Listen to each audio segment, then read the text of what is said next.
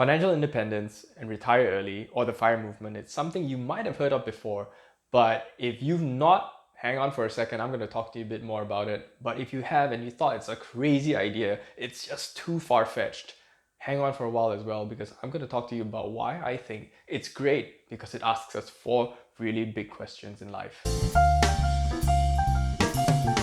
Hey guys, it's Sun Min here, and welcome back to Your Money Game. Now, the FIRE movement is something that's been around for quite a few years, but it's really growing rapidly. And why I find it particularly interesting is that it really got me to know myself and know my financial self really well. My goal here isn't really to defend the FIRE movement, but I really think that anybody, regardless of what stage you are in your financial life, really can benefit from all these questions that they ask. Now, the really quick summary behind the FIRE movement is that 1. Think about the kind of lifestyle that you really desire and then quantify that. The second big idea behind it is that you want to earn, save, and then invest enough to get to that number that you have. And that number is usually some kind of financial independence number. And then finally, what would you do once you've achieved that number? So guys, before I go on, I'm going to need your help. I'm on a mission to grow this channel, and I really would appreciate all your likes and your subscribes. But not only that, but click on the notification button as well, because I release videos every Sunday and you'll get notified when I do. Thanks. Now, the first big question is, how much does it matter to you?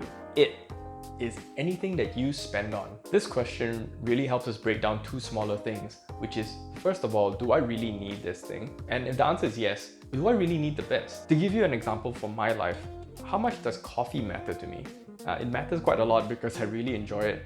But then it becomes a question of, do I buy the very best espresso grade, or do I settle for something that I think is really enjoyable but fits within the budget as well? So what I ended up doing is, I'm not spending $8 to $15 buying premium grade espresso. So what happened instead is that I found this uncle nearby my place, and he's selling this grind for $3.60 for 200 grams. And that's something that I really enjoy. So if you end up asking yourself, how much does it really matter for all the different things that you buy? What happens is that you become a little bit more conscious about all these decisions that you're making. So sometimes we just end up buying blindly, and we realize that, yeah, I don't really need the very best.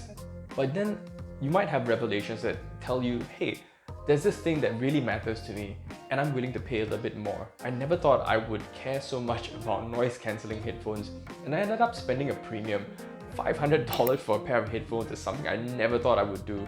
But at that point in time, and still today, I think it really matters.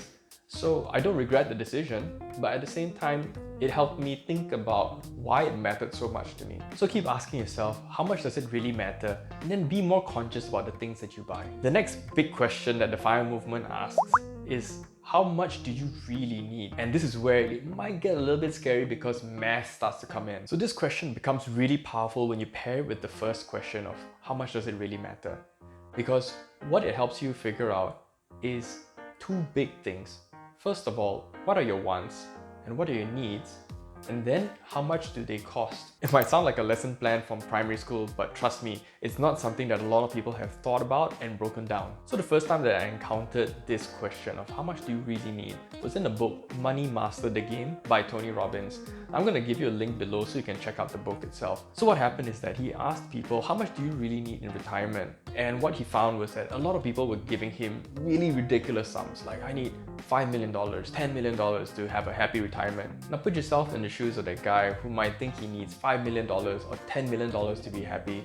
Imagine the amount of stress. You might be working unnecessarily hard, you might be thinking that your goal is unrealistic, and then you get depressed because of that. The result of not having that kind of clarity can have really negative consequences in your life. So what then happened in the book is when Tony sat down with these guys, they talked about how much they really need. When they broke down the goals that they had and broke down the kind of lifestyle that they desired, what they found is that, oh my gosh, they didn't really need as much as they thought they did. The starting point is to really think about the needs of yourself, the needs of your loved ones in terms of cost of living, in terms of the bare necessities that you really need to live life day to day, and then of course, the needs of emergencies and contingencies, and how much you kind of need to buffer in and plan for a rainy day. Where it becomes a little bit more fun is to think about the wants that you have and what are the costs associated with it.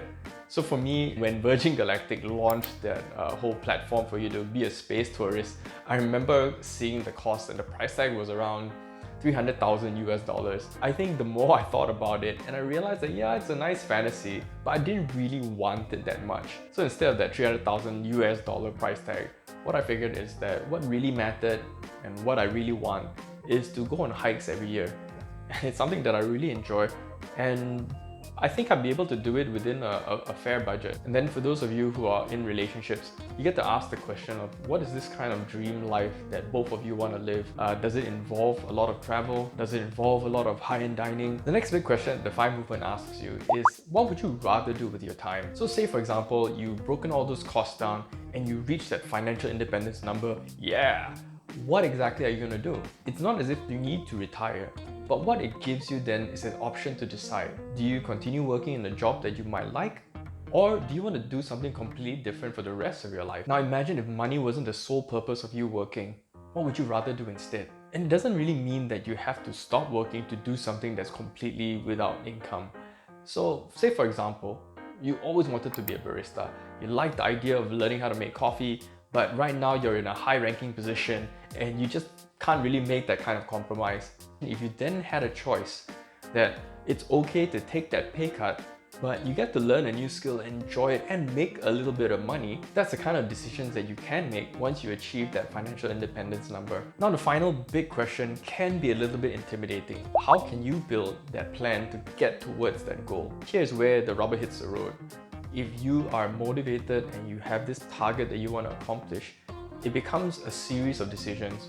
What is it that you're really going to do, or what is it that you're willing to do to get your life towards that end outcome? So one of the beautiful things is that if you are a working adult watching this video, odds are you have the ability to build a plan for yourself. And I don't just mean a financial plan, but thinking about it as your whole life as an opportunity to build and improve every single aspect. Maybe for you, your career is your main plan. For some people, all they can do is like work within their means to save enough. That's a great start. For some other people, if you choose to do a business or you choose to do a side hustle, so it doesn't really matter what exactly you choose to focus on because it's all individual. If you are a person that's comfortable with either of those things, whether it's your career, your savings plan, your investing plan, or your spending plan, build your own. Now, I'm on my own FIRE journey and I've got my own personal plan in place. It's not as if I've got it all figured out, and I'm slowly refining and improving upon my plan, and I'm still learning from such an interesting community out there. So what I'm going to do is also link you to some of the people that really influence me in how I think about personal finance. So these 4 questions are really big, and I can understand if it's really intimidating, especially if you've never thought about them before. But what I'm going to recommend is that maybe start with 1. Answer that really well, spend a couple of hours over the weekend, and then if you're comfortable with it, start expanding and then answering the others as well. In the next video, I'll be sharing with you some of my personal tactics and lifestyle decisions that I've made to help me save more than 50% of my income. Now, if you've gotten any value out of this, not only would I like a like, please subscribe, click on the notification button, because I'm on a mission to grow this channel. I really believe in trying to get the word out, and on top of that, I really enjoy making these videos, but to help me grow, I'll need some of your support. So with that said, thanks for watching and keep playing your own game.